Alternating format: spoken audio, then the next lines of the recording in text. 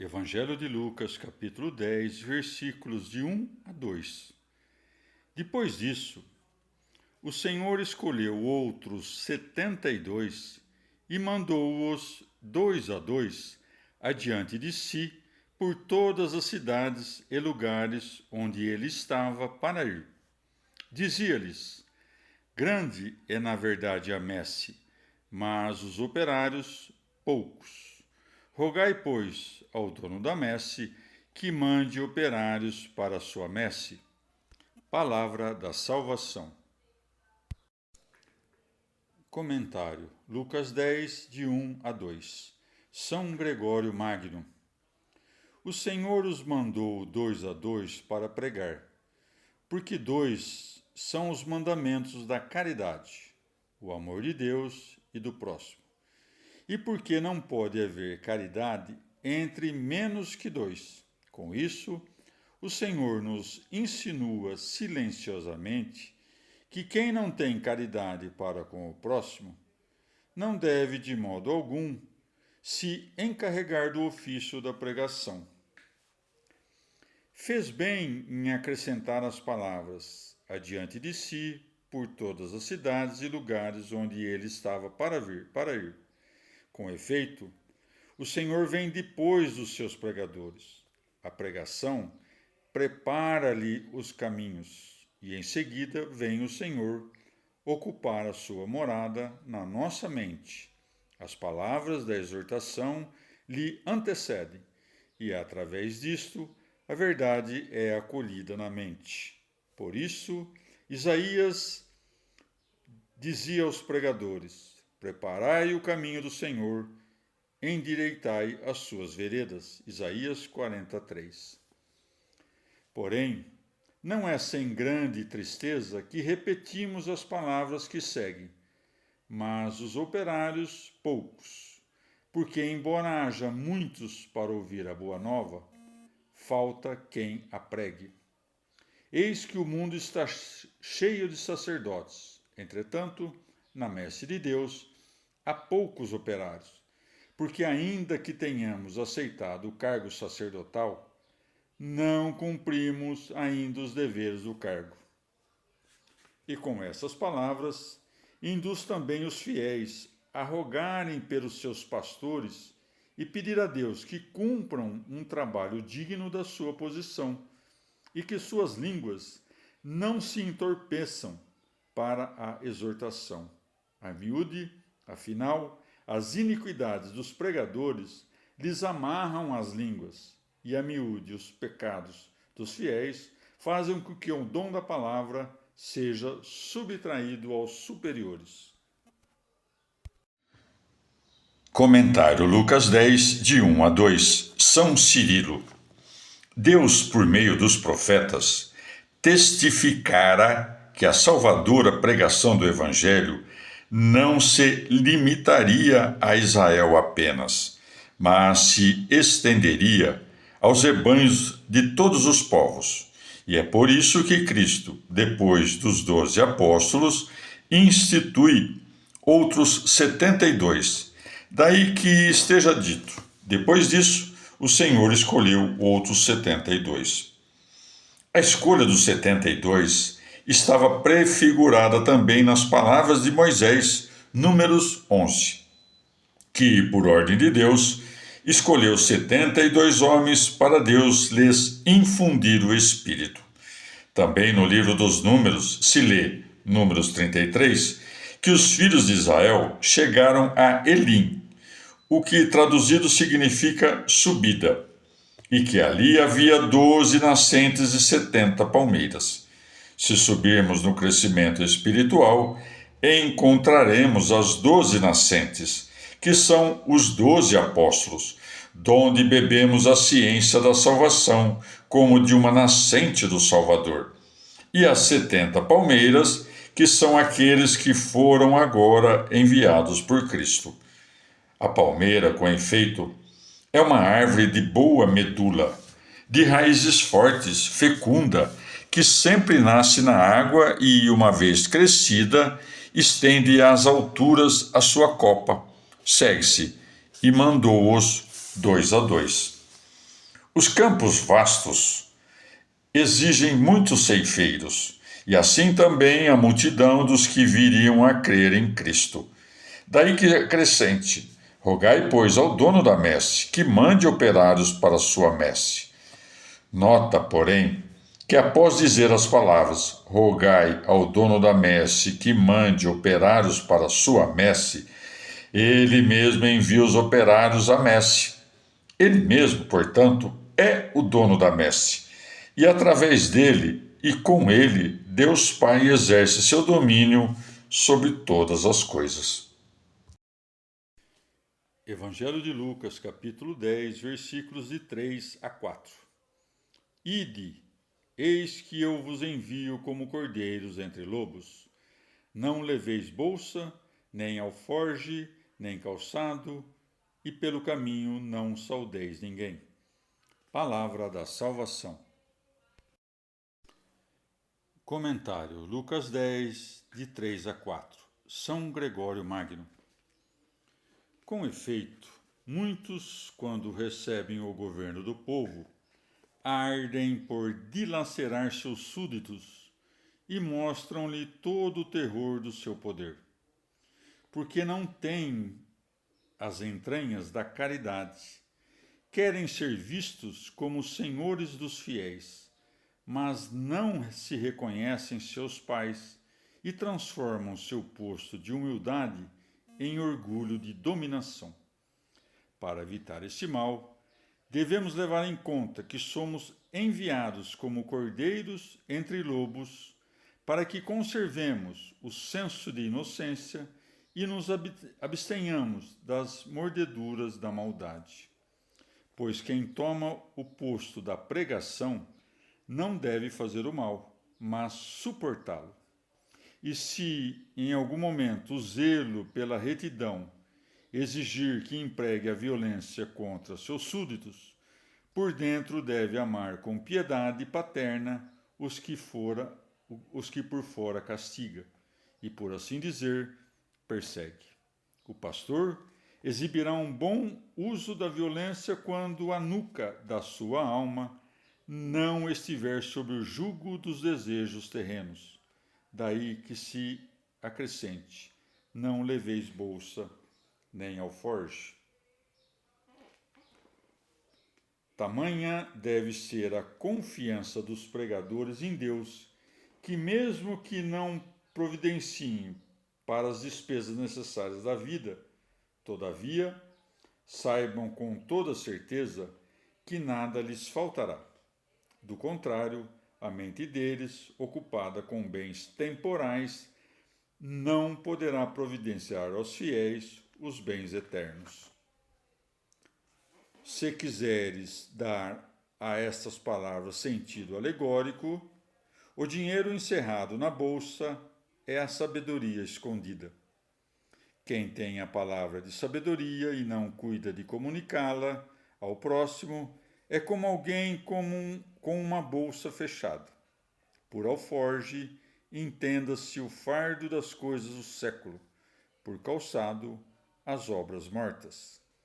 Quem, pois, se encarrega da pregação, deve considerar indigno de seu dever o peso dos afazeres seculares, pois enquanto a nuca é oprimida por tal peso, não é possível levantar a cabeça para pregar os bens celestiais.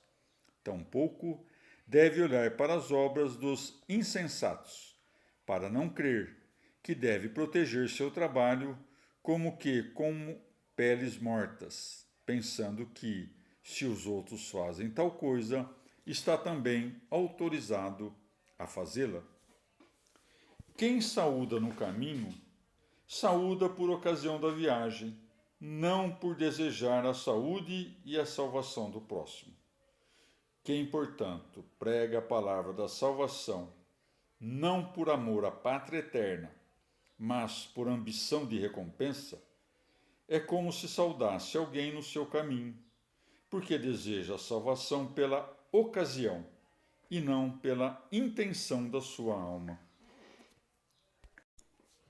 Evangelho de Lucas, capítulo 10, versículos de 5 a 12. Na casa em que entrares, dizei primeiro: a paz seja nesta casa. Se ali houver algum filho da paz, repousará sobre ele a vossa paz. Do contrário, tornará para vós. Permanecei na mesma casa, comendo e bebendo do que tiverem, porque o operário é digno da sua recompensa. Não andeis de casa em casa. Em qualquer cidade em que entrardes e vos receberem, comei o que vos puserem diante. Curai os enfermos que nela houver, e dizei-lhes: está próximo de vós o reino de Deus. Mas, em qualquer cidade em que entrardes e vos não receberem, saindo para as praças, dizei: até o pó da vossa cidade que se nos negou, aos pés sacudimos contra vós. Não obstante isso, sabei que o reino de Deus está próximo. Digo-vos que, naquele dia, haverá menos rigor para Sodoma que para essa cidade. Palavra da salvação. Comentário: Lucas 10, de 5 a 12. São Beda. Após descrever os tipos de acolhimento que terão conforme a diversidade das casas, ensina aos discípulos como deverão agir nas próprias cidades, a saber, associar-se com os piedosos em todas as circunstâncias da vida e ficar longe de qualquer sociedade com os ímpios. Daí que siga, em qualquer cidade em que entrardes e vos receberem, comei o que vos puserem diante. Isto de sacudir o pó dos pés serve como prova do esforço terreno que, em vão, empreenderam por aqueles homens, ou como demonstração de que, a tal ponto, não buscam nada de terreno, que não toleram nem mesmo que o pó da terra se pegue a seus corpos. Ou ainda, os pés significam o próprio trabalho e o andamento da pregação.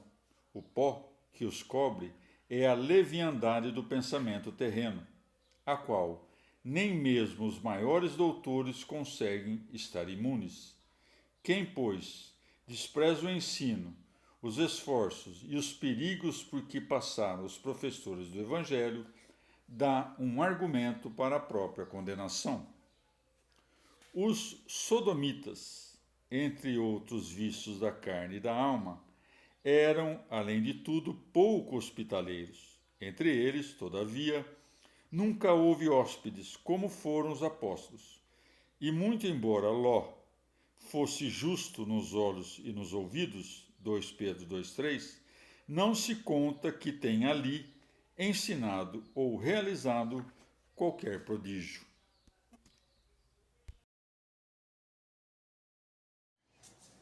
Evangelho de Lucas, capítulo 10, versículos de 13 a 16.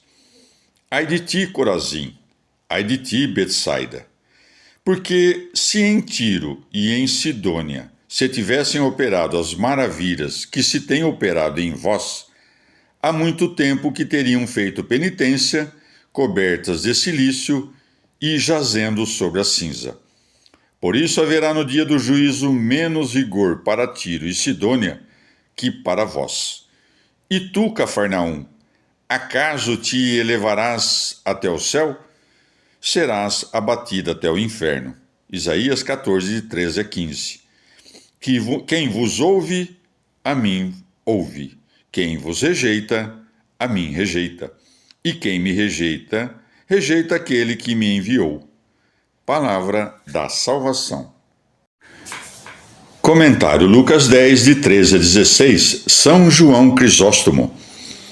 O Senhor deplora estas cidades para nossa instrução, porque o derramamento de lágrimas e o gemido de pena pelos insensíveis à própria doença é um antídoto nada ineficaz, não apenas para a correção dos doentes, como também para consolo dos que choram por eles.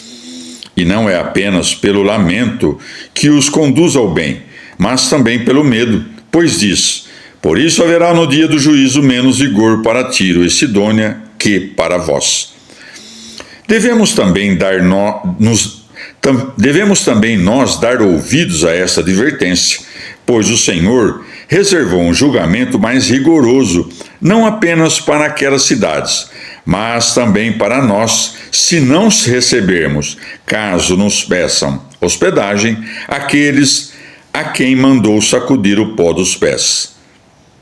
Cafarnaum, por ter sido o cenário de tantos milagres do Senhor e por tanto tempo a sua pousada, parecia enaltecida sobre as demais cidades, mas por sua incredulidade caiu em ruínas. Por isso segue. E tu, Cafarnaum, acaso te elevarás até o céu? Serás abatido até o inferno, a fim de que o juízo dela seja proporcional à honra que recebera.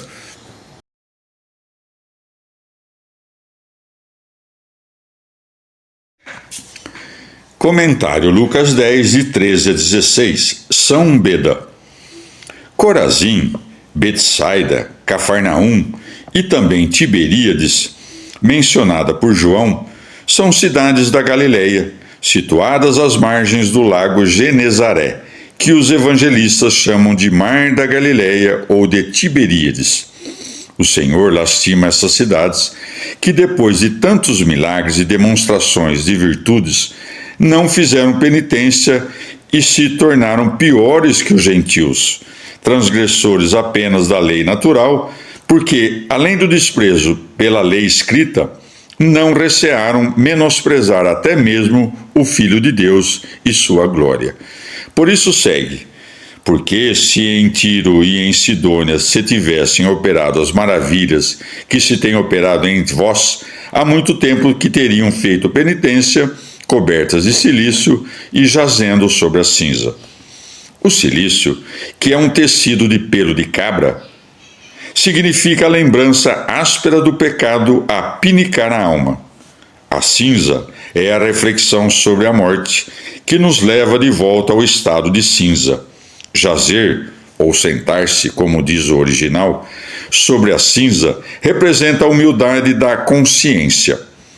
Hoje em dia, vemos que foi cumprida a palavra do Salvador, pois Corazim e Betsaida não quiseram abraçar a fé enquanto o Senhor andava sobre a terra. Já Tiro e Sidônia, que outrora tiveram amizade com Davi e Salomão, aceitaram o evangelho que os discípulos lhes transmitiram. Essas palavras devem ser entendidas em dois sentidos.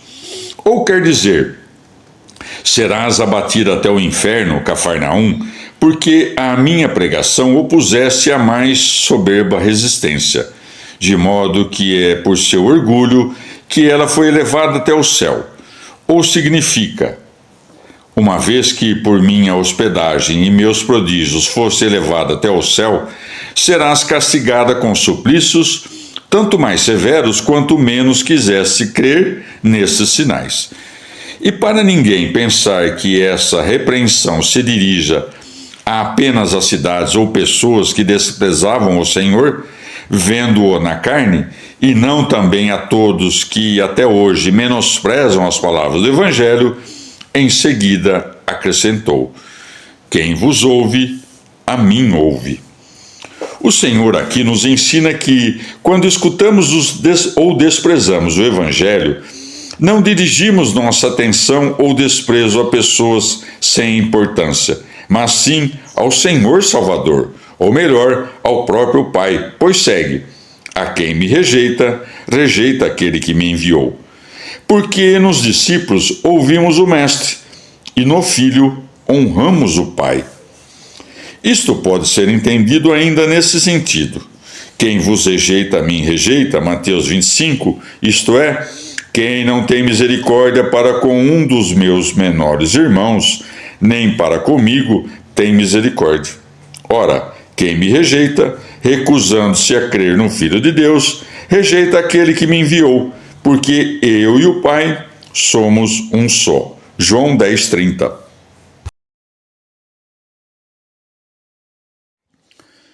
Evangelho de Lucas, capítulo 10, versículos de 17 a 20. Os 72 voltaram alegres, dizendo: Senhor, até os demônios se nos submetem em virtude do teu nome. Ele disse-lhes: Eu vi a Satanás cair do céu como um raio. Eis que vos dei poder de caminhar impunemente sobre serpentes e escorpiões, e de vencer toda a força do inimigo, e nada vos fará dano. Contudo, não vos alegreis, porque os espíritos maus vos estão sujeitos, mas alegrai-vos, porque os vossos nomes estão escritos nos céus. Palavra da salvação.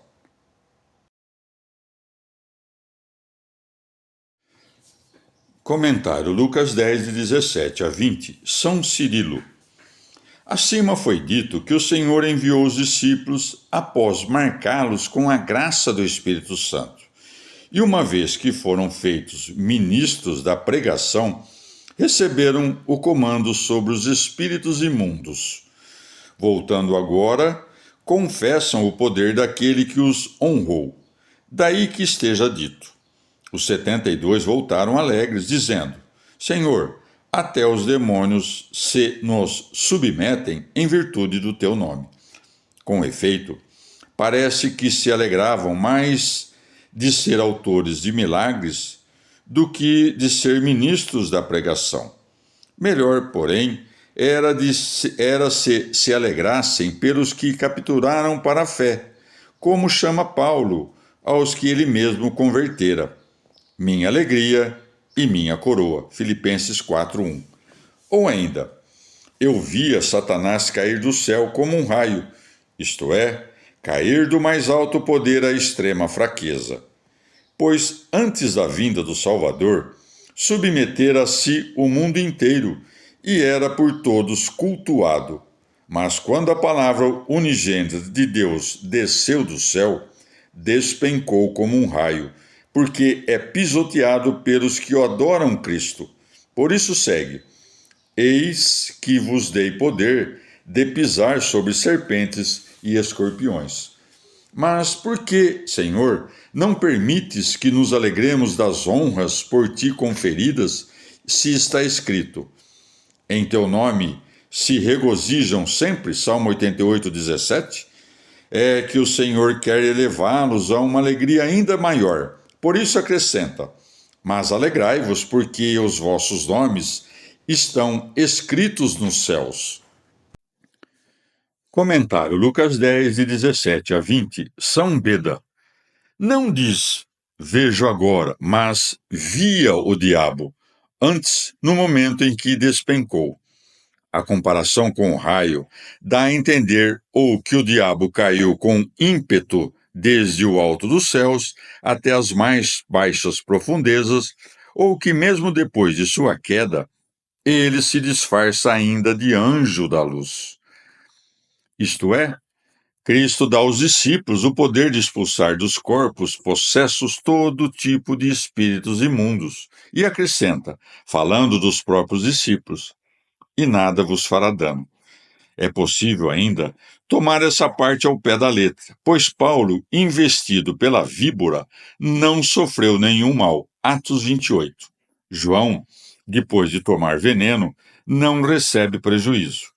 A diferença entre as serpentes, que inoculam veneno com as presas, e os escorpiões, que usam para o mesmo fim a cauda, é que as serpentes representam os que praticam a violência às claras, e os escorpiões, os que preparam emboscadas, sejam homens ou demônios.